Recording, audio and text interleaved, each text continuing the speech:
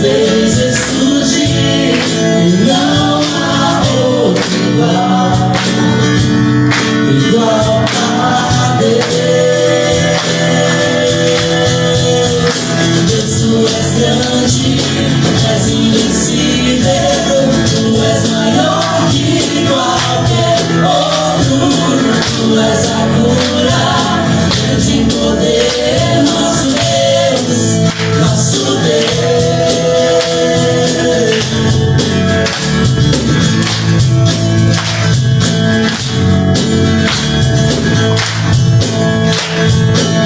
Quando o vinho tornou, os olhos do cego se abriu, e não há outro igual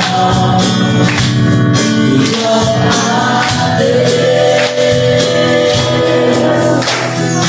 Dentro da noite brilhou, das cinzas nos fez ressurgir, e não há outro igual a Deus. Tu és grande, és invencível, tu és maior que qualquer outro, tu és a cura, grande poder, nosso Deus, nosso Deus. Tu és grande, és invencível, tu és maior que qualquer outro, tu és a cura, grande poder, nosso Deus, nosso Deus. Se Deus está conosco, quem pode nos deter? Se Deus está conosco, não há o que temer. Se Deus está conosco, quem pode nos deter? Se Deus está conosco, não há o que temer.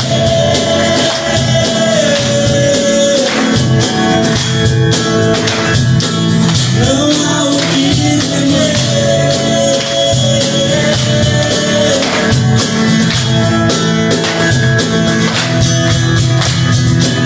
Tu és grande, és invencível, tu és maior que qualquer outro, tu és a cura, grande poder, nosso Deus, nosso Deus. Tu és grande, és invencível, tu és maior que qualquer outro, tu és a cura, grande poder, nosso Deus, nosso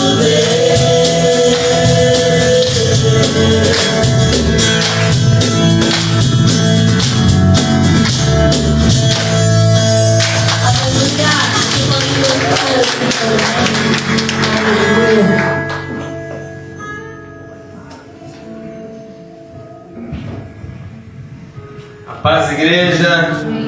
Sejam todos bem-vindos à casa do Senhor. Aos instantes, sejam bem-vindos. Que você possa hoje sentir o Espírito Santo de Deus. Saibam que vocês estão no melhor lugar. Amém? Falando em casa de Deus, a palavra hoje fala da casa de Deus. Os irmãos abram o Salmo 122, 1, somente um.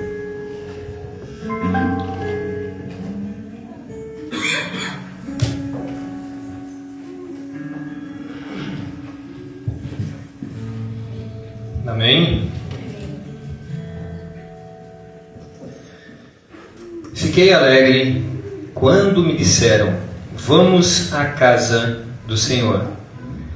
Aqui Davi, ele expressa a alegria dele quando disseram para ele. Davi, observem que ele foi convidado. Convidaram ele para ir para a casa do Senhor em Jerusalém. Jerusalém era a casa do Senhor, onde também tinha a Arca da Aliança, que era a presença de Deus. Então, ele estava muito alegre. Amém? E nós temos que ter essa alegria quando a gente vem para a casa do Senhor. A gente tem que vir com o coração aberto, coração alegre. E não podemos deixar em nenhum momento de passar essa alegria para as outras pessoas. Tem pessoas que não têm essa alegria, que não conhecem essa alegria. Então convidem, como o Davi foi convidado, convidem todas as pessoas para vir à casa do Senhor. Faça o seu convite. Amém? Porque se nós nos alegramos de estar aqui, a gente tem que passar essa alegria para as outras pessoas. Que tem pessoas que não conhecem o amor de Deus. Eles não sabem, eles não conhecem. Então é a oportunidade de nós estarmos apresentando um amor infinito, que é o amor de Deus. Não é mesmo? Então, que possamos estar sempre alegres quando passamos daquela porta para dentro. Porque aqui é a casa de Deus. É aqui onde o Deus toca. É aqui onde você sente o Espírito Santo. Amém? Vamos orar? Senhor meu Deus, Pai amado, querido. Pai, estamos aqui alegres, Pai. Alegres porque hoje viemos te adorar, Senhor. Estamos aqui para te adorar. Estamos aqui para mostrar que Tu és o nosso Deus. E sem o Senhor nós não somos nada. Então, Senhor, muito obrigado por conceder estarmos aqui hoje na Tua presença. Em nome de Jesus. Amém.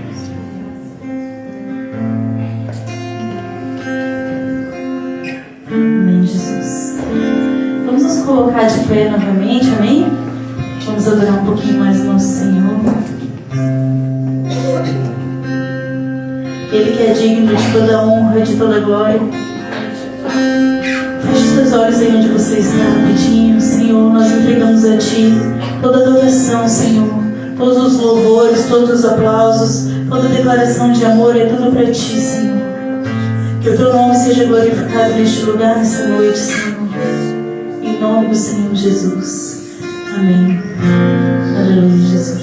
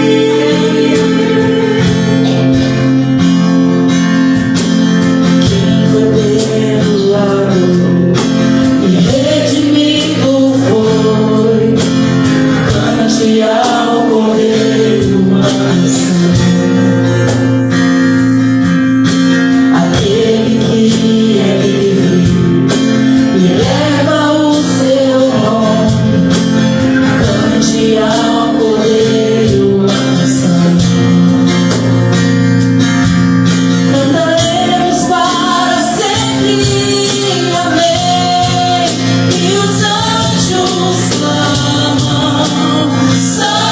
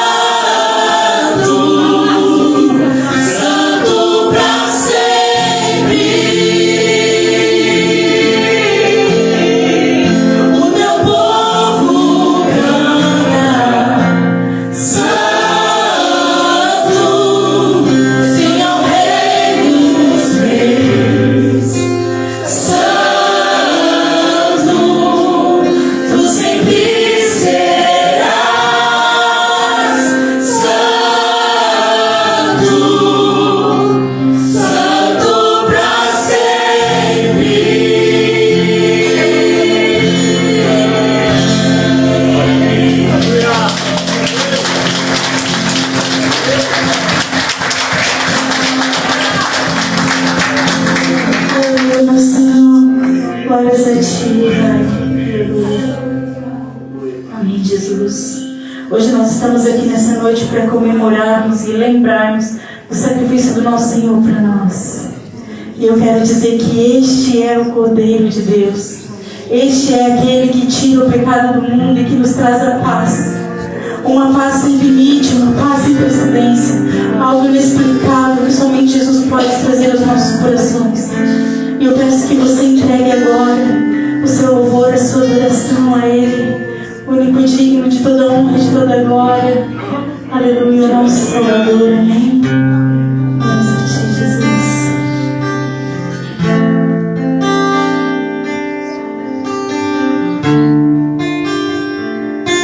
Eu me deparei com aquele mestre escrevendo, com o dedo no chão, ouvindo os fariseus ali falar que a lei de Moisés me condenava por meus erros, mas em uma pedra ele pegou pra me apedrejar. Eu só tinha os meus pecados pra lhe oferecer, mas mesmo assim me amou, mas mesmo assim me amou. Com uma frase atira a pedra, quem nunca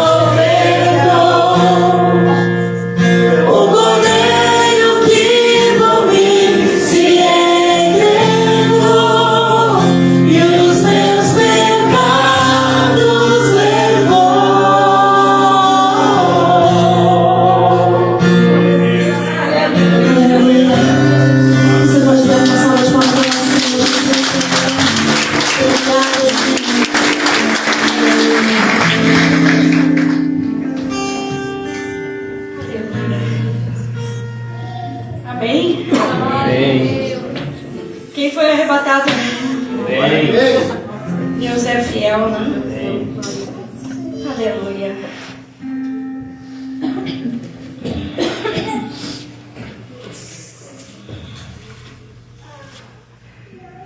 Abra a palavra em Malaquias 3, versículo 6.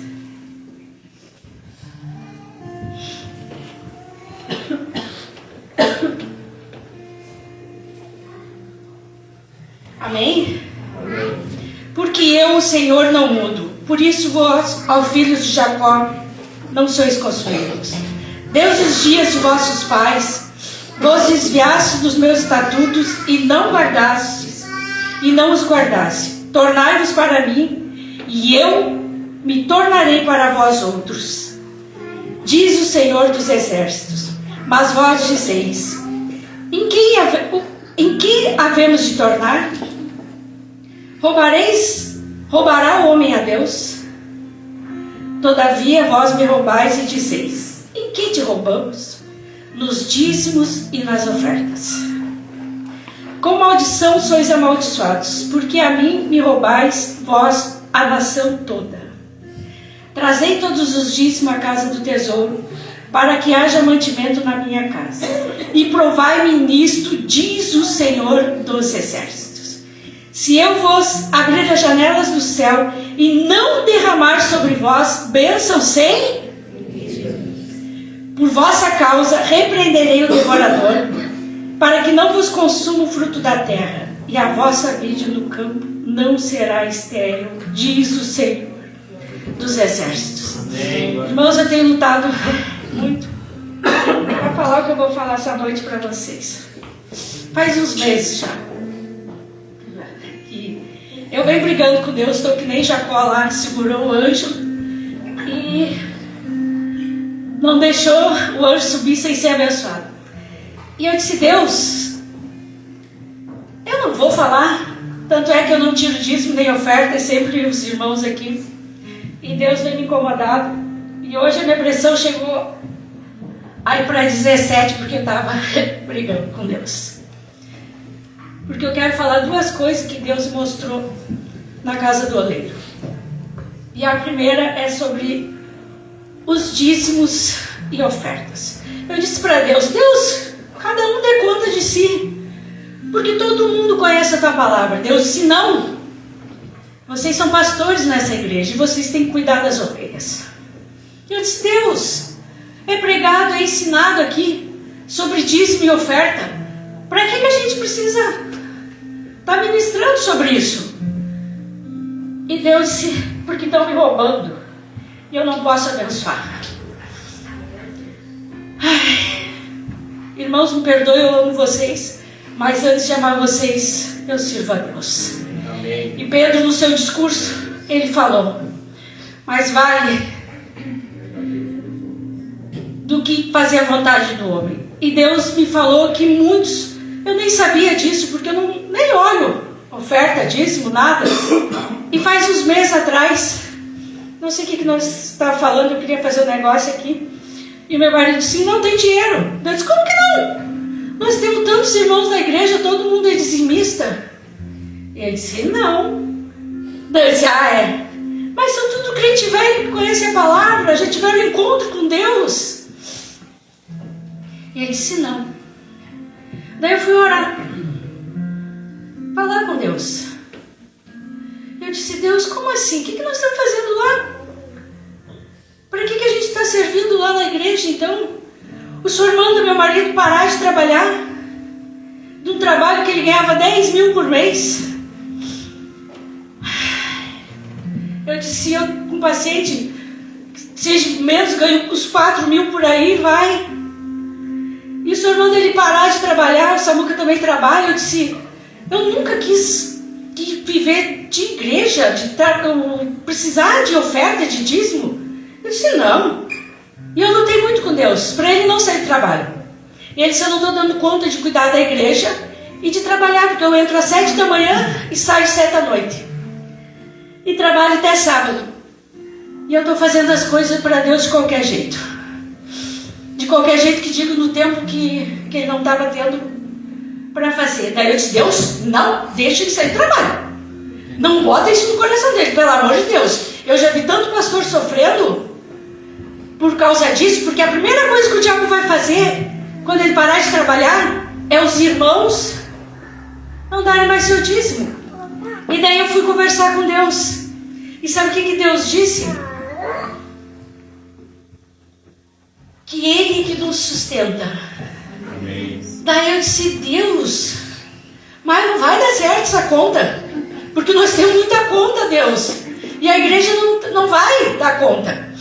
E Deus para mim, eu cuido de vocês, sempre cuidei, e não vai ser agora que eu não vou cuidar. E daí passou uns meses, eu fui perguntar para o meu marido, ele falou, nossas casas, eu disse, como é que tá? Ele disse, tem 3, 2 atrasadas. Isso o quê? Você está doido? Não tem que voltar a trabalhar. Eu estava quase igual a mulher de Ló, só não disse isso porque eu amo Deus e jamais ia mandar, mas eu disse, não, marido, voa. Não foi? Eu disse, tu tem que voltar a trabalhar. Ele disse, Deus disse que vai nos sustentar, Solange. Eu disse, não, chega, João Alfredo. Vamos entrar no propósito, volta para o trabalho. Não tem como. As nossas contas tudo atrasadas, água, luz. Eu disse, que testemunho a gente vai dar? Nós não estamos dando testemunho. Deus é tão engraçado, que Deus mandou calar a boca, porque Ele se mandou calar a boca, né? Porque eu falo com Ele sem parar. E Deus levantou o irmão da igreja que pagou nossas casas. Acredita nisso, irmão? E aí Deus falou, e agora? Eu disse, Deus me perdoe. E daí todas as nossas contas atrasadas, Deus levanta outro e vai lá e paga tudo. Eu disse, Deus, eu não gosto de viver assim. Daí Deus, confia em mim, espera em mim. Daí eu disse, meu Deus do céu, nós temos uma máquina para vender, que aquilo lá, Satanás tomou conta e não deixava sair lá de casa. E eu disse, Deus, pelo menos nos honra então com essa máquina que venda, para nós vender uma máquina. Glória a Deus. Amém? Deus é fiel. Nós conseguimos vender, Ele sempre chega na hora certa. E daí nós tínhamos aquela piscina que só estava criando sapo lá dentro e perereca e não sei mais o que.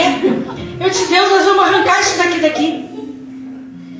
E daí eu disse, eu vou quebrar tudo, vou jogar fora. Daí Deus disse, não. Bote no Facebook venda. Eu disse, uma piscina velha, ninguém vai querer. Só para tirar daqui vai dar um transtorno. Daí Deus disse, marido, acordei no outro dia e disse, bota essa piscina para vender, vamos tirar ela daqui. E R$1.000. Daí está, dá pra gente botar o piso lá. Daí ele anunciou por 1.500, ele esqueceu, porque ele anunciou uns dias depois. Irmãos, 1.500, ficou um bom dos dias lá, e não vendeu. Daí eu cheguei e falei, você não vendeu? Ele disse, não, Deus, por quanto anunciou, tá de graça. Daí ele disse, 1.500, eu disse, Deus disse que era 1.000. Arruma lá, marido, correndo. Ele arrumou. Quantas mil pessoas deu? Mais de 3.000. Você foi gente brigando pela piscina. Teve gente que estava lá em casa para ir olhar e já estava outro ali para comprar. O que eu quero dizer com isso, irmãos? Que Deus cuida de nós. Essa semana eu estava... Eu disse, eu preciso comprar meus remédios da pressão, porque eu sei que Deus vai me curar, mas enquanto eu me cura eu tenho que tomar essa porcaria, né? Essa benção. E daí, se eu preciso de tanto mais minhas vitaminas, preciso de tanto, tu tem aí? Me empresta? Daí ele disse, não, eu tenho, mas é para pagar outra conta. Eu disse, tá vendo, Deus? Lá vou eu para Deus de novo. Irmãos, fui tomar banho.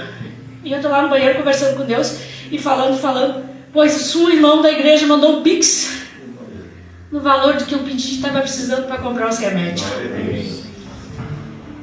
Fazia tempo que eu não tinha experiência assim com Deus, porque agora a gente trabalha, se vira, então a gente vai indo, né? A gente não tem mais aquela experiência de dobrar o joelho. E Deus disse assim pra mim, quando eu saí do banheiro, eu já estava maquiada pra gente vir pra igreja.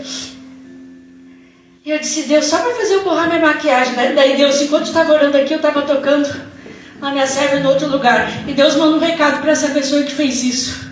Que Deus vai abrir uma janela que tu está pedindo há muito tempo e que está trancada. E Deus quer para mim te dizer que vai destravar e tu vai vir aqui dar testemunho do que Ele fez na tua vida. Porque é uma porta que tu está pedindo, mas Deus que naquele dia Ele destravou.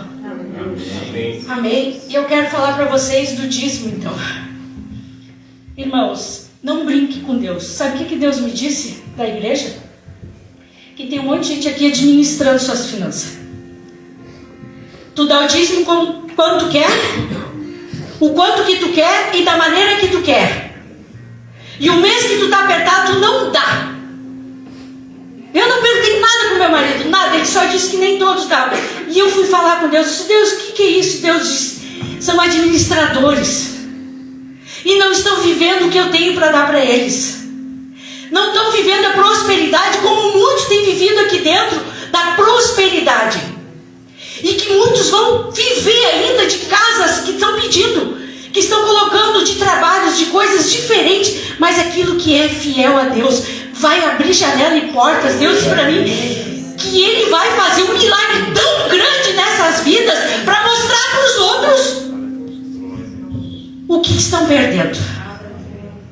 Deus não faz exceção, mas Deus é Pai, e Pai Ele tem que fazer para mostrar para o outro que está perdendo de receber vitória. Porque não retenha o que não é teu, é maldição para a tua vida. É como a gente leu aqui, é maldição. Irmãos, nós nunca deixamos de dar nosso dízimo. Às vezes eram moedas que nós não ganhávamos muito, mas nós nunca administramos o que não é nosso. Como nós vamos administrar uma coisa que não é nossa? É maldição. Nós abrimos uma porta para o diabo. Aí só nas minhas finanças, não! O diabo, quando ele entra no teu casamento, ele entra na tua saúde, ele entra nos teus filhos, ele entra em todas as áreas da tua vida. E tu vai padecendo, e tu nem vê que tu está gastando mais do que se tivesse feito a vontade de Deus. Então não brinque com o que não é teu. Não brinque, porque se tu brincar, o diabo vai ter acesso. E Deus me falou isso, e me falou dos casamentos. Deus me falou que tem pessoas aqui que pegaram nojo dos seus maridos, ou vice-versa. Nojo, raiva, e que estão a ponto de largar tudo, de abandonar a sua família. E eu disse, Deus, como isso? E Deus, porque são administradores, estão administrando as suas vidas e o diabo está tendo acesso. E eu disse, Deus, não aceito. E Deus, esse espírito de pombagira entrou. E eu venho lutando com esse demônio faz muito tempo. Entrou nos casamentos e está tentando destruir. E Deus só disse assim para mim, ó. Diga para minha igreja, o que pensas tu para se separar e largar o que eu uni? O que pensas tu que vai fazer?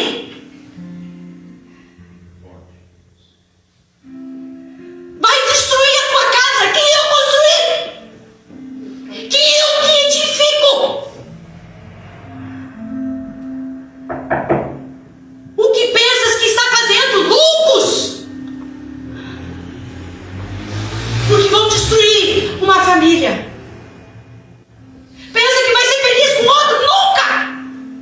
Porque foi Deus que uniu o teu casamento. Foi Deus. E esse demônio de pombagira vai sair essa noite em nome de Jesus. Porque chega dele atuar. Pensa que tu vai ter felicidade com o outro? Não! É destruição e vai ser doença. Deus mostrou bem certo. Chagas, câncer, doença. Vai adoecer, vai apodrecer. Porque não é da vontade de Deus. Não administre a tua vida. Foi o que Deus colocou no meu coração para falar para vocês. Me perdoe, não queria falar. Lutei até para chegar aqui. Não administre a tua vida. Faça a vontade de Deus, para que o diabo não venha atuar mais ainda do que ele já está fazendo. Amém? Amém. Me perdoe, irmãos, mas eu precisava falar. E eu espero que vocês entendam, porque aquele que não entender, vocês vão ver lá na frente, porque vai sofrer muito. Muito, irmãos. E eu estou aqui como profeta do Senhor, como pastora de vocês, para avisar. Não brinque com Deus. Não pense que nós somos alguma coisa. E que nós sabemos. Nós não sabemos nada. A gente não sabe nem o que vai acontecer conosco quando sair aqui da igreja. Então fique atento, fique esperto, porque o diabo, ele está tentando te enganar. E ele dá um passo para alguns ele conseguir. Então, era isso que Deus colocou no meu coração. E eu espero que tu abra teu entendimento essa noite. Se conserte com Deus. Tu que não é dizimista, tu que é administrador da tua vida, tu que pensa que manda em ti. Eu vou fazer um desafio, porque Deus me falou aqui quando eu estava louvando esse penúltimo louvor. Não crê? Tá cego? Tá na hora de tirar a cegueira essa noite. Faça um propósito com Deus. 3 meses. Seja fiel em tudo que tu ganhar. Deus cuida de nós. Se você não ajuda o teu pastor, a tua pastora, irmãos, Deus cuida. Faça um propósito. Tudo que tu receber nas tuas mãos, do teu salário, tire o dízimo. Faça 3 meses. E venha aqui falar aqui na frente do que Deus vai fazer. Amém? Porque aqui a palavra não é o que eu estou falando. Deus manda fazer prova. Então não deixe o diabo te enganar mais. Dízimo é uma atitude de honra a Deus. Não é honra para nós. É honra para Deus. Quando eu me converti, quando eu disse eu te aceito, Jesus, eu aceitei com tudo. Eu fui dizimista a Deus no primeiro dia. E eu tinha loja, meu dízimo não era pouco. Mas eu fui dizimista, eu aceitei tudo que vinha dele. O que vão fazer, o que iam fazer com o meu dízimo, eu não queria nem saber. Eu só queria saber de ser fiel a ele. Amém. Então pense, essa noite reflita e faça um propósito. Não administre mais sua vida, nem suas finanças. Deixe Deus fazer. Amém? Amém. Que Deus abençoe a todos. Nosso dízimo, a nossa oferta, bota a nossa agenda semanal, faz favor. Tem os Pix, tem... Você sabe toda a liturgia do culto. Não precisa estar aqui 3 horas a gente falando a mesma coisa. Está ali. E a nossa agenda também está escrita aqui, a gente só lê para os irmãos acompanharem, mas está toda a nossa programação. O que tem a mais é o nosso culto de jovens sábado agora. Amém? Amém. Irmãos, a palavra para alegrar com Deus exalta porque Ele nos ama. Temos culto. Amém. Nesse sábado. Amém? Amém. Então, fique feliz. Eu ficava feliz quando Deus fazia eu chorar e sair do culto como aquele louvor. Ele sem pecado, Ele nos amou. Nós todos errados. Então, irmãos, essa noite que tu reflita. É um culto de ceia. É um culto da gente pedir perdão pelas coisas erradas que a gente faz. É o momento da gente tomar o caminho de novo e seguir em frente. Deus nunca vai deixar faltar nada para vocês. Todo aquele que é fiel recebe de Deus. Amém? Deus abençoe em nome de Jesus. Amém, Jesus. Vamos colocar de pé mais um pouquinho, amém? Os irmãos podem trazer oferta. Quem tem essa oferta, seu dízimo, pode trazer a árvore, em nome de Jesus. Amém.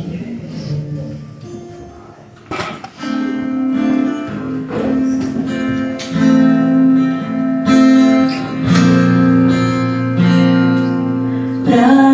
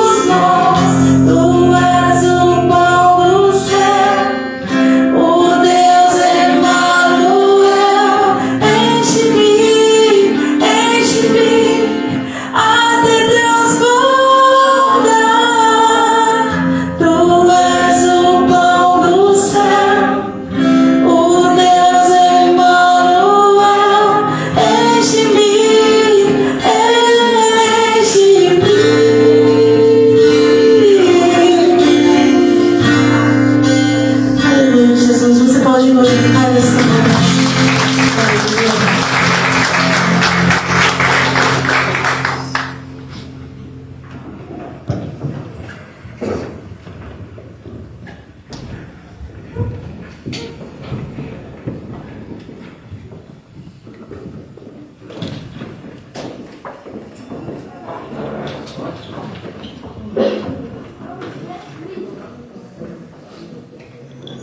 Amém. Paz do Senhor a todos. Amém. Alguns dormindo aí? Paz do Senhor a todos. Amém. Oh, glória. Amém. Abra comigo a palavra do Senhor. O livro de Gênesis, capítulo 3.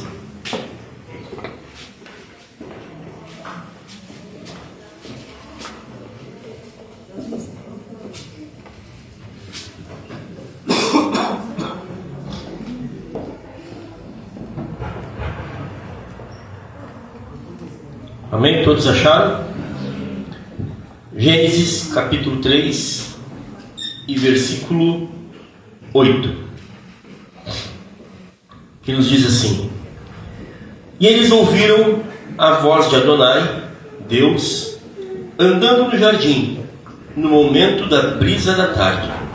Por isso, o homem e a sua mulher se esconderam da presença de Deus entre as árvores do jardim. Amém? Senhor nosso Deus e Pai, estamos aqui nesta noite reunidos diante da Tua presença, Te louvando, Pai, Te bendizendo, glorificando por tudo que Tens feito pelas nossas vidas, Pai querido, por tudo aquilo que nós cremos, confiamos e esperamos que Tu ainda vais fazer. Nos abençoa nessa noite, Pai, fala conosco através da Tua palavra, abre nossos corações, abre nossa mente, nosso intelecto, nosso entendimento, Pai, para que possamos ser daqui alimentados pelo Teu Espírito Santo e com a mensagem que Tu tem para trazer aos nossos corações, em nome de Jesus. Amém? Passagem bem conhecida, Gênesis capítulo 3. Né?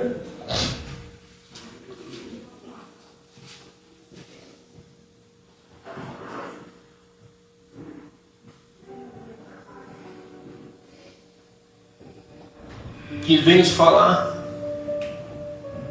que Adão e Eva, ao saberem que estava no horário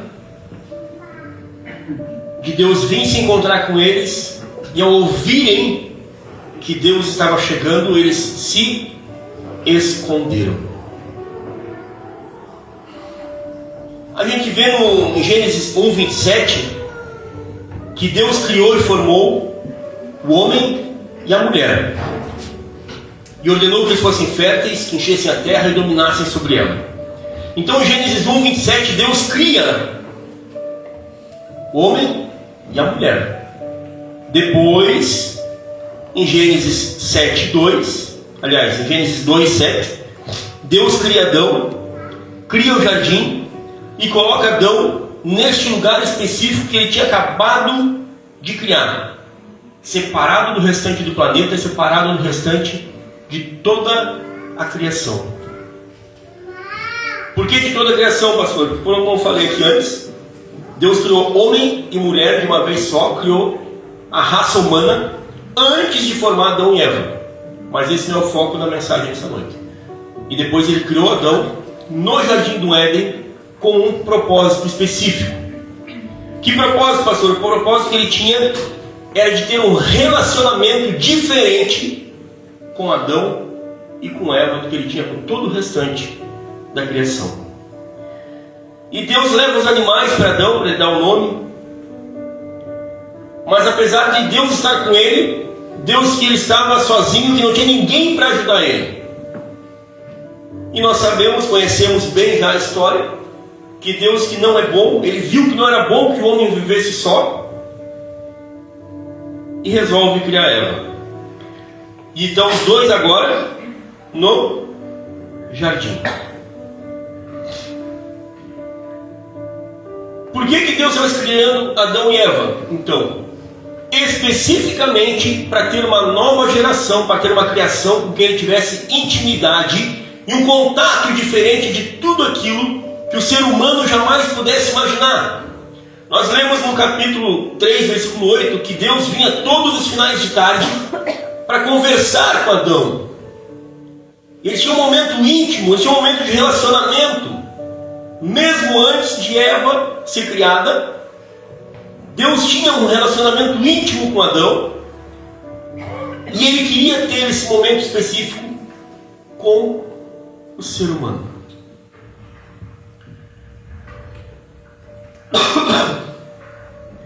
E para ter momentos de relacionamento com Ele, porque até então existia só o Filho, o Pai e o Espírito. Esses mesmos estavam com Deus desde antes da formação do mundo. Gênesis 1, 26 diz que Deus fala assim: ei, façamos o homem a nossa imagem e semelhança. Quer dizer, ele não estava só. O Filho e o Espírito Santo estavam junto com ele, a Trindade já estava junto. E em Gênesis 3, 22, um pouquinho mais para frente, novamente, eles conversam entre si, os três, e Deus diz assim agora: ei, vejam, não é veja, não é no singular, é no plural, vejam, tem mais de uma pessoa junto com ele. E ele diz assim: o homem tornou-se como um de nós, conhecedor do bem e do mal. E por isso, Deus também estava evitando que o homem comesse não só da onde ele comeu, da árvore do conhecimento do bem e do mal, mas também ele proibiu e não deixou que o homem chegasse perto da árvore da vida. Existiam duas árvores no jardim do Éden: a do conhecimento do bem e do mal e a árvore da vida. Eram distintas. E a árvore da vida, quem comesse dela jamais morreria.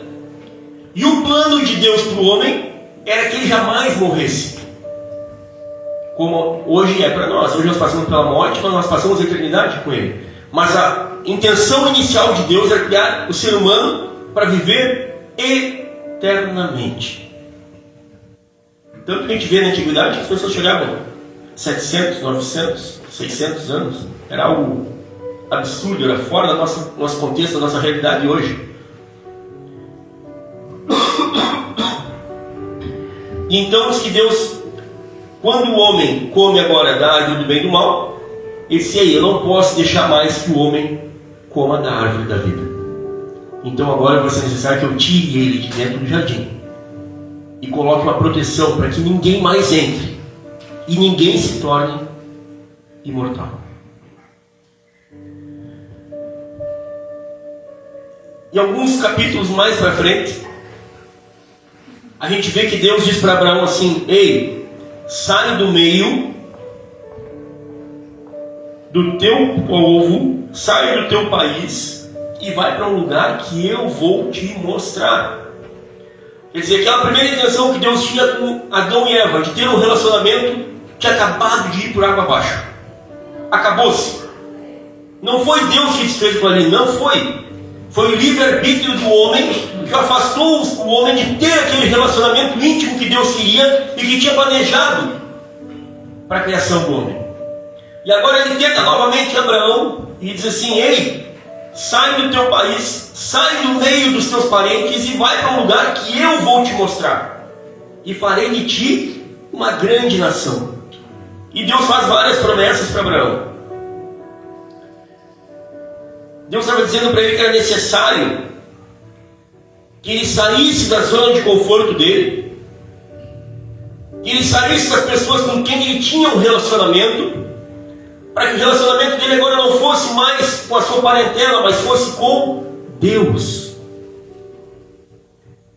Esse era o principal propósito. E para isso ele tinha que sair da zona de conforto. Ó, sai. Tá, Senhor, mas vou para onde? Vai. Mas para onde? Eu vou te mostrar um lugar, apenas confie em mim. E ele foi. A gente sabe que não obedeceu 100% porque ele levou o sobrinho dele junto. Mas ele foi.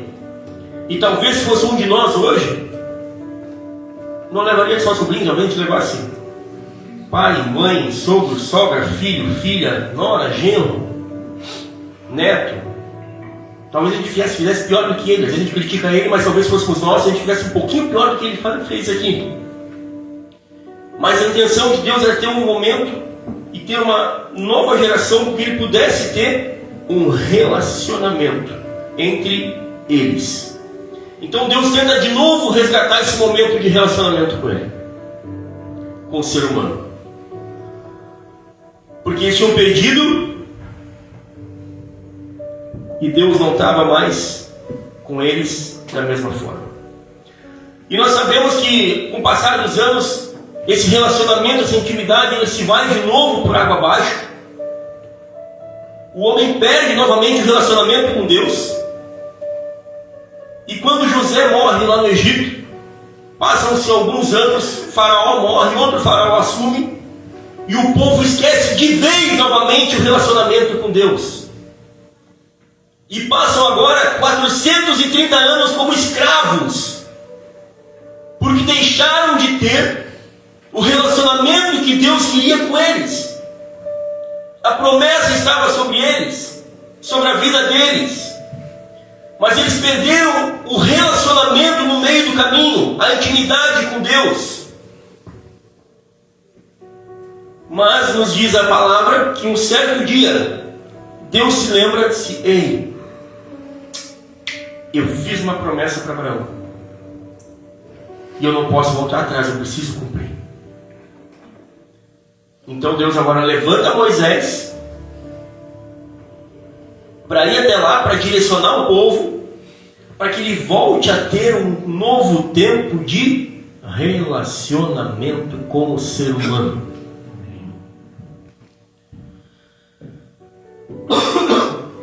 E Deus tanto quer voltar a ter relacionamento, que ele fala com Moisés face a face, como ele só tinha feito até então com Adão. Abraão ouvia a voz, mas Moisés viu a Deus, como Adão viu, caminhava com ele junto todo final de tarde. E agora Moisés tem novamente, a raça humana tem novamente a oportunidade de voltar a ter intimidade e relacionamento com Deus. E Deus volta a falar com o povo através de Moisés. Moisés então agora é usado por Deus para tirar o povo do Egito, para levar para a terra que ele havia prometido para quem? Lá para Abraão. Mas foi necessário algo nesse meio do caminho. O povo passou agora 40 anos caminhando no deserto. E muitas vezes a gente fala e ouve que o tempo no deserto foi somente por causa da murmuração do povo, mas não foi. Esse também foi um dos motivos. Mas o motivo principal é que o povo tinha passado 430 anos sem ter intimidade e relacionamento com Deus, e já nem sabiam mais quem era Deus. Então Deus precisou desses 40 anos para poder resgatar com o povo aquele relacionamento. Ei, vocês precisam voltar a me conhecer. E estava dizendo para esse povo. Então, em vez de 40 dias não vai dar tempo de vocês me conhecerem. Então nós vamos caminhar um bocado mais de tempo junto. Vai ser um pouquinho mais de tempo, porque vocês precisam voltar a entender quem eu sou para vocês. E o que eu prometi para vocês. Porque vocês não lembram de mais nada. O relacionamento estava comprometido. E era necessário um resgate desse relacionamento que se perdeu ao longo dos anos. E agora, Deus começa a mostrar para o povo quem Ele é, quais eram as suas promessas, e não falta comida, não falta proteção. Deus protege eles contra o sol forte, protege eles contra a noite fria, dá água para eles beber. Quando eles reclamam, eles têm carne para comer. Um Deus a quem ouvir e adorar. Um rei como eles queriam e precisavam. que transmitia todas as ordens para Moisés, e com o intuito de restaurar a união, Deus então ordena a Moisés que ele construa o tabernáculo, porque era a forma dele estar visivelmente aos olhos humanos no meio do povo. Porque muitos não conseguiam entender nem acreditar um Deus que eles não podiam ver, mas eles sabiam que naquele lugar a presença de Deus era real. Era um lugar onde ele marcou e separou para ter um relacionamento íntimo de novo com o povo, e um lugar onde ele pudesse agora mostrar que estava presente junto com o povo. O povo precisava saber que Deus estava com eles, não só como nós temos hoje, um Deus que a gente fecha os olhos e a gente sabe que está, mas eles queriam algo concreto, e Deus manda o tabernáculo para que eles soubessem: ó, eu estou no meio de vocês. E Deus organiza os acampamentos na volta de uma forma estratégica para proteger o tabernáculo, para carregarem as coisas de uma forma muito organizada, e Ele dá detalhes de tudo. Deus é muito perfeito em tudo que Ele faz. E esse lugar, o sacerdote entrava, ouvia a voz de Deus e trazia a mensagem ao povo. Então Deus começa a ter novamente o relacionamento que Ele queria resgatar com esse povo. E podem ter certeza que 40 dias não seria suficiente para Ele fazer esse resgate, pois era toda uma geração nova. E Deus agora, através de Moisés, através do sumo sacerdote, Ele faz o quê? Ele dá leis, estatutos, regras, ordenanças, para que o povo tivesse um bom convívio entre si, em comunidade, mas que também tivessem a comunhão com Deus, sem chance de perdê-la, mas para que eles pudessem se manter em comunhão, em relacionamento com Ele em todo o tempo. Era só seguir suas normas, seus estatutos, as suas leis, os seus mandamentos, e o relacionamento estaria garantido.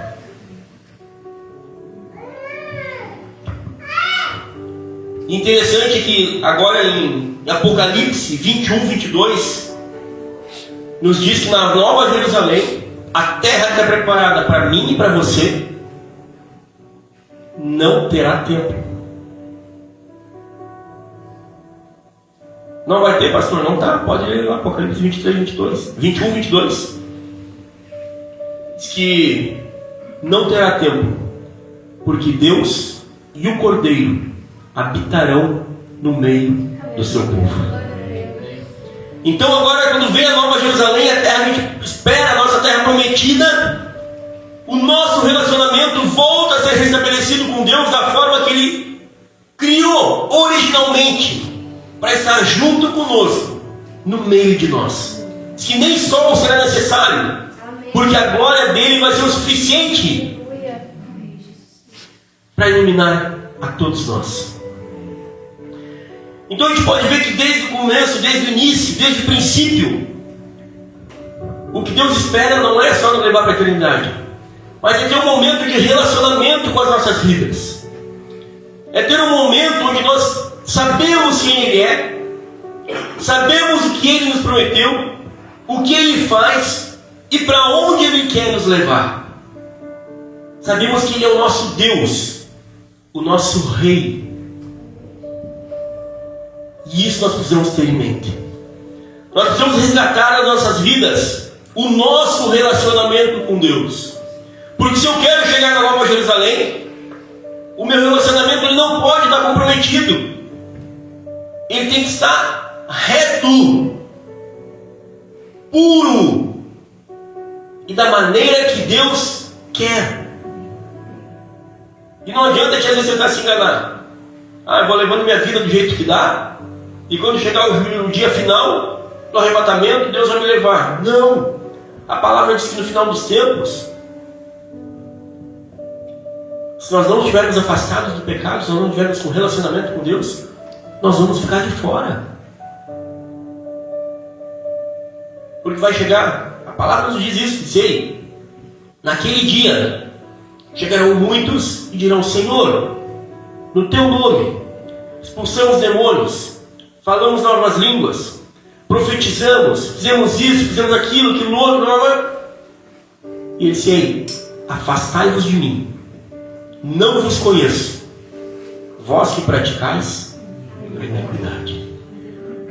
E a iniquidade o que é? É o pecado continuado. Quando nós sabemos que é pecado, sabemos que é errado, e nós continuamos fazendo, nós estamos vivendo a iniquidade. E se nós estivermos na iniquidade, não adianta nós estarmos na igreja. A iniquidade não pode estar em nossas vidas. A iniquidade atrapalha nosso relacionamento. A iniquidade atrapalha a nossa intimidade com Deus. E nós precisamos nos libertar disso. Ele já nos deu a liberdade disso. Quando, pastor? Quando Ele mandou o Filho dele na cruz do Calvário morrer por mim e por você, sem erro, sem pecado, Ele nos perdoou, Ele nos resgatou, Ele nos deu a chance do nosso nome estar escrito no livro da vida, e nós podemos morar com Ele por toda a eternidade. E a palavra de Deus nos diz que Jesus fala o quê? Eu sou o caminho, a verdade e a vida. E Ele se veio ao mundo para trazer vida e vida em. E que vida é essa? Se Cristo é a vida e eu quero a vida eterna, significa que eu preciso estar com Ele. Ele é a vida. Ninguém vem ao Pai senão por mim. Então, o meu meio de relacionamento, o meu meio de intimidade com Deus chama-se Jesus Cristo. E esse nós devemos buscar continuamente, constantemente, para que quando chegar o tempo, a gente possa entrar com Ele por toda a eternidade.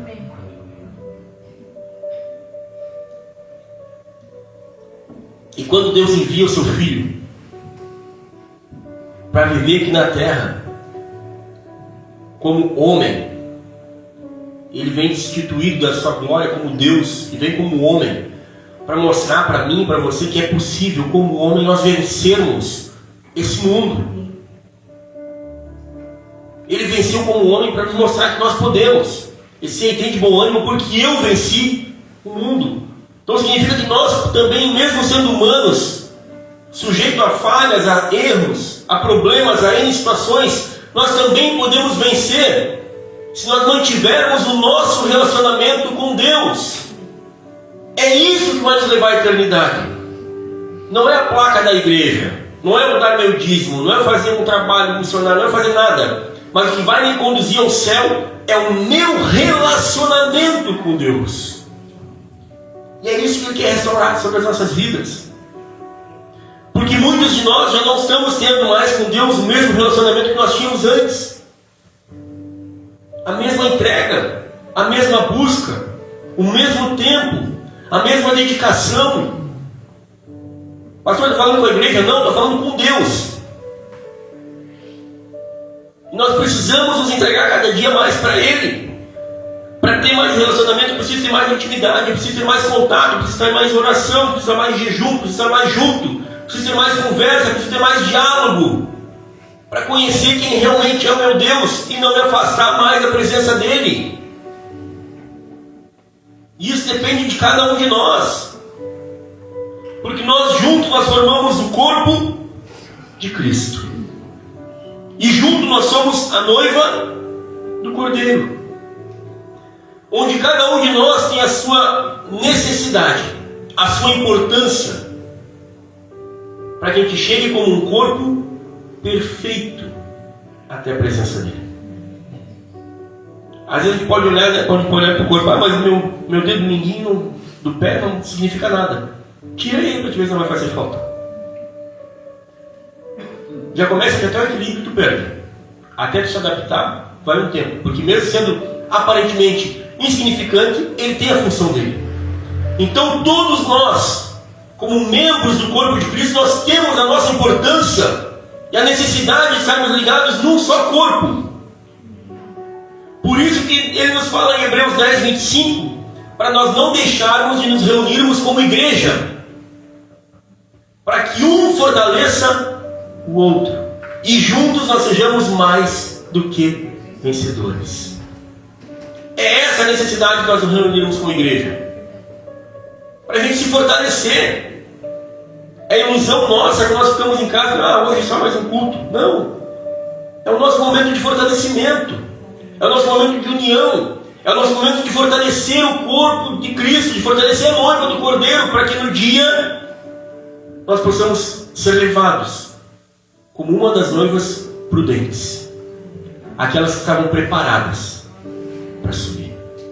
Pastor, quer dizer que se alguém estiver na igreja e não estiver fazendo a sua parte, a igreja não vai? Não, não foi isso que eu falei.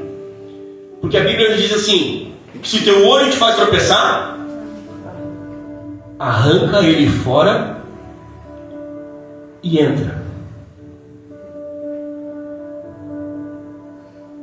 Então, se alguém, alguma parte do corpo não estiver fazendo a sua função, o corpo inteiro não vai ser punido por isso. Então nós precisamos nos ajudar uns aos outros a nos manter fortalecidos, nos manter firmes. Mas não pense que nós deixaremos subir como noiva do Cordeiro, como corpo de Cristo, porque alguém não quis entender a mensagem ou não quis ter relacionamento com Deus. Eu quero de todo o coração que a nossa igreja suba sem faltar nenhuma partezinha de nada, nenhum fiozinho de cabelo, mas que a gente possa entrar completo na presença do nosso Deus. E para isso, muitas vezes não importa se eu gosto do meu irmão ou não, porque muitas vezes a gente olha, mas aquela pessoa é assim, é assado, é aquilo outro. Quem tem que gostar somos nós. Nós temos que conviver como o corpo de Cristo. Não quer dizer que o dedo da mão não gosta do dedo de ninguém, eu sou obrigado a tirar o dedo de ninguém. Eles têm que conviver entre si. Independente dos seus erros, das suas falhas, das suas qualidades, eles têm que aprender a conviver em unidade. E não é união, aqui eu falo unidade. Tem uma diferença grande entre união e unidade.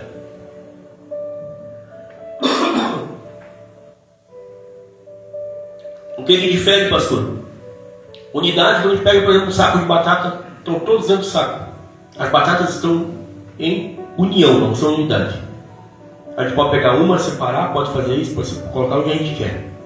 Elas estão em união, mas elas vão estar em unidade quando? Quando eu descascar, cozinhar, esmagar, misturar tudo e fizer um purê. Agora não dá mais para saber qual batata é qual, que agora são todos um só. Então não importa se nós gostamos ou não gostamos do nosso irmão. Se Deus nos colocou junto, é porque nós precisamos caminhar juntos. Se nós não precisássemos caminhar juntos, Deus não tinha colocado junto com a gente. Ou será que os 12 apóstolos, todos eles se gostavam do mesmo jeito? Mentira, quem disse que todo mundo se gostava do mesmo jeito é mentira. Porque que alguns tinham mais comunhão, que alguns se davam mais junto do que com os outros. Eu tiro uma grande lição dos 12 apóstolos aqui, porque Jesus andava com quantos? Com 12. E ele sabia que entre os 12 tinha um que ia trair ele. Sabia ou não sabia? Em algum momento ele prejudicou Judas por ele saber disso? Então quem somos nós para julgar o irmão que está caminhando com a gente dentro da igreja? Quem somos nós? Se Deus coloca tudo aquilo que nos é necessário. Jesus podia ter feito N coisas com Judas, podia ter, não te quero mais, sai fora. Sai enquanto está vivo, vou colocar outro no teu lugar. Ou os próprios apóstolos podiam ter colocado ele de lado, de escanteio. Não. Eles continuaram convivendo, andando junto, caminhando, como se nada tivesse acontecido, porque Deus não estava preocupado com o que Judas ia fazer. Mas que enquanto eu estivesse junto com eles, ele fosse bem cuidado, fosse bem tratado e tivesse a mesma oportunidade que todos os outros tiveram. Essa é a nossa função como membros do corpo de Cristo. É ajudar uns aos outros, independente da situação, independente de quem seja, porque todos são necessários. Pastor, mas que bom. Não para com o teu julgamento. Para de olhar com os teus olhos. Porque Deus conhece o coração. E nós só chegamos a ficar do lado de fora. Pastor, mas aquela pessoa tanto tempo não mudou ainda, mas ainda está na igreja. Se Deus está mantendo ela na igreja, é porque ainda há oportunidade para ela mudar, para ela se converter, para ela ser transformada. E eu preciso acreditar nisso. Eu preciso acreditar que Deus ainda pode agir na vida da pessoa que está junto com a gente. Eu não posso condenar a pessoa pelos meus olhos, não. Enquanto ela estiver junto com a gente tem que fazer todo o possível para que ela suba junto conosco, como o corpo de Cristo completo. Essa é a nossa função, o nosso papel. É manter o nosso relacionamento entre nós. Porque nós vamos manter nosso relacionamento entre nós vamos manter nosso relacionamento com Deus.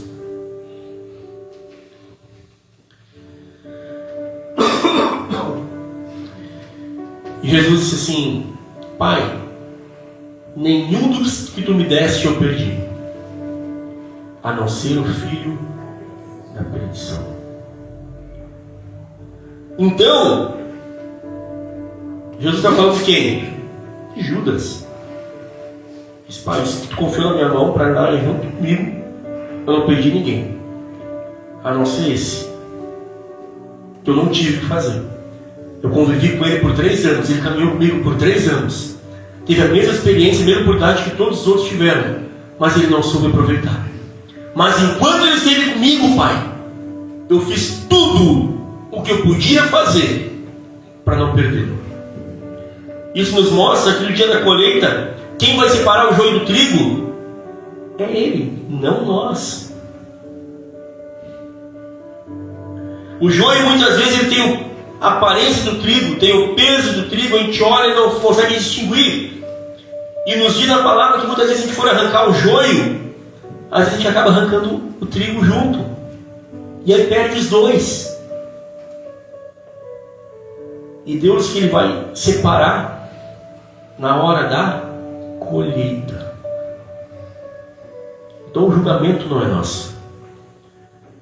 O que nós precisamos fazer é relacionar. Isso nos mostra que o relacionamento não é com quem nós queremos, mas com quem Deus colocou ao nosso lado. Você consegue entender isso? Que o nosso relacionamento com as pessoas que Deus colocou para caminhar com a gente não é com quem nós queremos. É muito fácil, pode ser do jeito que a gente quer. Quantas pessoas eu tenho certeza que eu teria trazido para dentro? Mas não é quem eu quero, é quem Deus quer. E entre nós precisamos nos amar como verdadeiros irmãos. Você está preparado para ter essa comunhão, relacionamento com quem Deus colocou na tua caminhada? Pastor, eu não concordo muito com aquela pessoa. Amém? Procura ajudar ela a ser transformada enquanto ela está junto com você.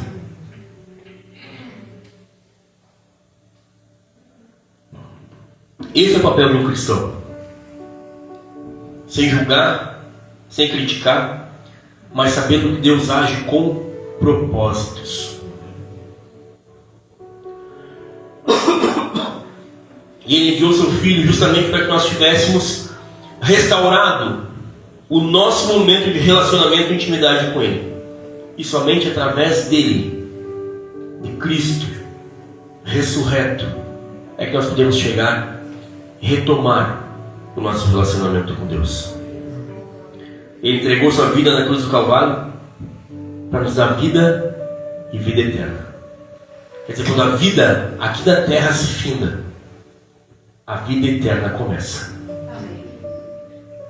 Aqui nosso tempo da terra pode chegar a 70, 90, 100, 120 anos. Eu sempre vi alguém falar que ia chegar aos 120 anos, não lembro quem foi.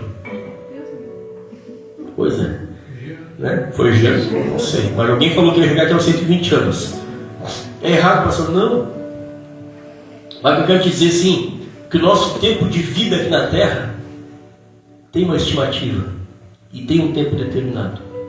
E quando essa vida aqui da Terra se findar, aí nós vamos começar a viver a verdadeira vida que nos espera. Essa é a vida que nós vamos colocar o nosso foco, o nosso objetivo. Não é essa vida terrena. Não estou dizendo você jogar tudo para cima e viver feito um louco. Não. Viva com prudência a vida que Deus te deu aqui na Terra. Mas se preocupe com a tua vida eterna, com a tua eternidade, com a tua vida espiritual. Aonde você vai passar a eternidade. Se preocupe em ter aqui na Terra relacionamento e intimidade com Deus. Para que você possa chegar na eternidade como Ele quer. Como Ele espera. E onde nós jamais vamos nos afastar nem sair mais da presença dEle. Mas nós vamos cumprir o projeto inicial dEle. Onde Ele vai habitar no nosso meio. Sem templo, mas pessoalmente. Já pararam para pensar a honra que nós vamos ter? Será que isso é pouco para te abandonar algumas vontades aqui da terra, da carne? Será que é pouco nós abandonarmos alguns vícios, algumas vontades nossas aqui na terra para viver uma eternidade junto com Ele? Será que não vai valer a pena? Vale, irmão, vale a pena a gente abdicar das nossas vontades para viver o plano e o projeto de Deus sobre as nossas vidas. Pastor, mas eu sou só um membro da igreja. Não importa. Como eu falei agora há pouco, num corpo todos têm a sua importância, todos têm a sua utilidade, todos têm a sua necessidade de estar ligados ao corpo. A oportunidade está pronta. É tempo de nós voltarmos ao plano inicial de Deus sobre as nossas vidas. É tempo de nós retomarmos a nossa intimidade e o nosso relacionamento com o nosso Pai. Deixa Ele retomar nessa noite sobre a tua vida. Quantos de nós já não ora mais como orava antigamente? Quantos de nós já não se entrega mais como se entregava antigamente? Só o que Ele quer é relacionamento. Por que, pastor, desse relacionamento? Porque se nós tivermos um relacionamento com Ele, nós estamos afastados das coisas do mundo. Isso já nos basta. A gente não vai conseguir ter um relacionamento com Deus e conviver com as coisas do mundo. Então o mais importante é o nosso relacionamento e a nossa intimidade com o nosso Pai, em nome de Jesus. Amém? Então entenda que é tempo de retomar a tua intimidade com Deus, de retomar o teu tempo, a tua dedicação, o teu primeiro amor, a tua primeira entrega a Ele. Vamos orar mais, vamos buscar mais, vamos nos entregar mais, vamos estudar mais, vamos conhecer um pouco mais desse nosso Deus. Porque, pastor, quanto mais nós conhecermos a Ele, mais relacionamento, mais próximos dele nós vamos estar. A oportunidade está aberta, é para todos. Vamos aproveitar ela então em nome de Jesus. Amém? Vamos nos colocar em pé.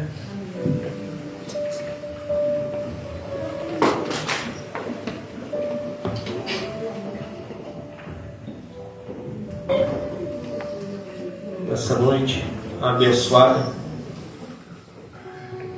de relacionamento, de intimidade com o nosso Deus, eu quero que você abra comigo a palavra 1 Coríntios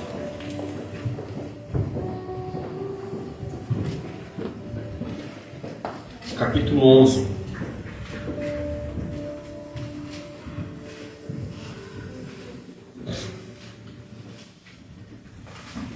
Versículo 23 em diante.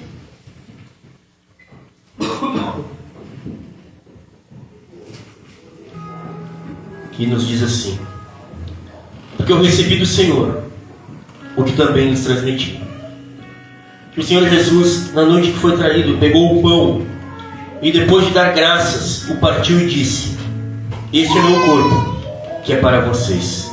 Façam isso como um memorial para mim. E da mesma forma pegou o cálice após a refeição, dizendo: este cálice é a nova aliança, realizada pelo meu sangue. Façam isso todas as vezes que o beberem como memorial para mim. Porque todas as vezes que vocês comerem este pão e beberem este cálice, anunciais a morte do Senhor até Ele vir. Amém? A gente tem esse entendimento nessa noite, que ao participar da ceia, nós estamos anunciando de todo o nosso coração que o nosso Cristo veio, morreu, ressuscitou e um dia vai voltar para nos buscar. E nós estamos declarando que nós cremos nisso através da ceia. A ceia é para nós um lembrete de que Ele vai voltar para buscar a sua igreja e nós estaremos juntos em nome de Jesus. Amém?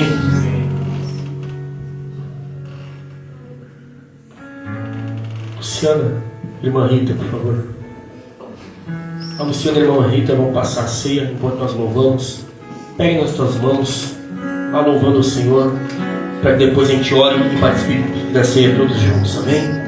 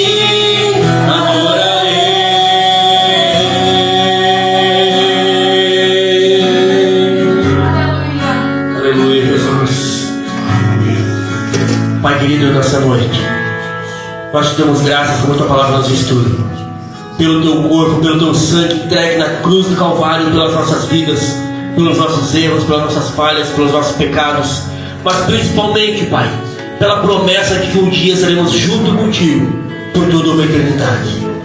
Pedimos essa noite, Pai, através da tua ceia, que a gente não somente lembre que tu vai vir nos buscar, mas que tu entres com a tua cura, com a tua libertação, com a tua transformação, Pai querido, sobre tudo aquilo que teus filhos precisam, que seja, Senhor, através da tua ceia nessa noite.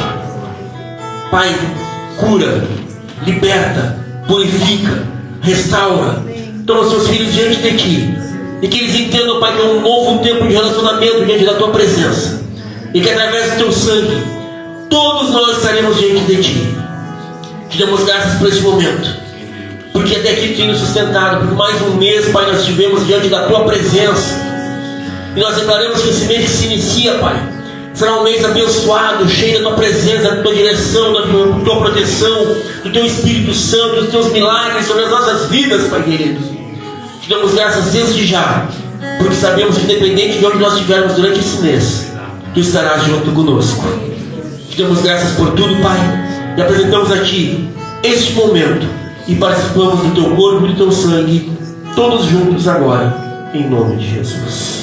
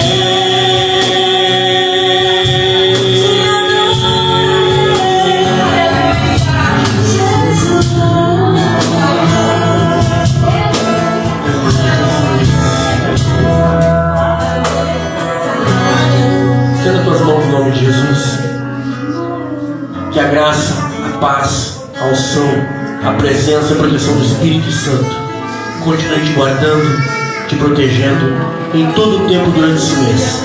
Você tem um mês de bênção, um mês de paz, um mês de vitória e um mês repleto do Espírito Santo sobre a sua vida. E que hoje Ele colocar todos os teus pés, Deus te entregue a vitória em nome de Jesus. Deus abençoe a tua vida, Deus abençoe a tua semana, Deus abençoe o teu